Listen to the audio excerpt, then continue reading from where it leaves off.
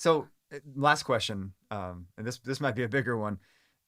A lot of young adults, when they get to a certain age, perhaps kind of have a mentality of like, oh, well, I'll just settle. Mm-hmm. Should we consider settling, for perhaps somebody that's not our Prince Charming, and I don't know, maybe people have too stringent of, guidelines. I remember when my sister was dating, I mean, her list was like, it was like 25 items. He's got to be good looking, have a great job, and this and that. And my sister, no offense to both of you, but my sister initially, when she first started dating her current husband, she was like, I don't know, there's a big strike against him. He's an accountant. I'm not an accountant. I know, but, fine. And I was wait, like, you've just gotten that wrong like, for 4 years. So and I was like, fine. what's the issue? Because like, you're not the one doing the job. Like, he's doing it and he's pulling in a good salary. So right. She's like, well, it's not exciting. It's like, would you rather have an FBI agent, or you don't know if he's coming home for dinner because he could get shot on the job? Like, it's kind of nice to have someone who just makes a paycheck, Yeah. So, I mean, should you settle? Like, what kind of things should you cross off your list? I mean, obviously, like, you want a good Catholic, someone who's going to help you along the path to holiness. If they don't have that, but you're attracted in other ways, is that worth pursuing? I would say don't settle, but like the person that you may find yourself with and like in love with and very attracted to may not meet that initial set of like guidelines.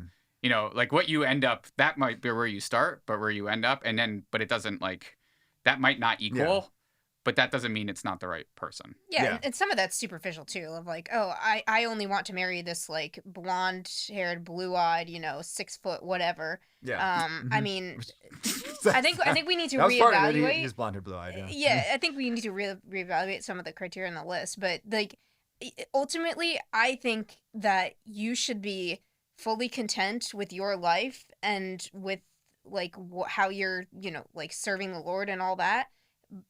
And so, like, there's no need to settle, essentially, because you shouldn't feel the pressure to get into a relationship just to be, married or to be happy. Right. You should be pursuing happiness and figuring out how the Lord is calling you to serve you right now in your singleness. So, I don't think you need to jump into the next phase as if the next phase is going to fulfill you and make you happy, because then you're going to be more miserable. Right. I do think there's some over discernment sometimes with folks, like our over emotive culture, and so it's like if you're free to marry in a church and you want to get married and you want to date, then like go date. Mm-hmm. Yeah. Right. And if you like the person that you went on a date with, like go on another date. Right, like it's like don't like logical, do I like this person? Do I discern and do this, discern, discern that? I have to go to adoration like 5 hours to like really. It's like no, like use your reason, right? Grace builds on nature. Right, and so it's like, well, if you like the person, you got along, and you kind of share the same values, at least what you've discussed so far. Like, well then like keep going. Don't over discern. You just unnecessary. That's I think that's hugely important. Yeah. Hugely important, because I know people that have gone back and forth. Well, is this the one God wants me to marry? I don't know. Well, I mean, do you want to marry them? Right. Yeah. Can you foresee them being a good spouse? I mean, then and God's gonna give you the graces, like when you're in your vocation to live that out. No one's perfect, so. Right. Yeah. Can you love this imperfect human being? Right. Present company excluded, of course. No, I'm kidding.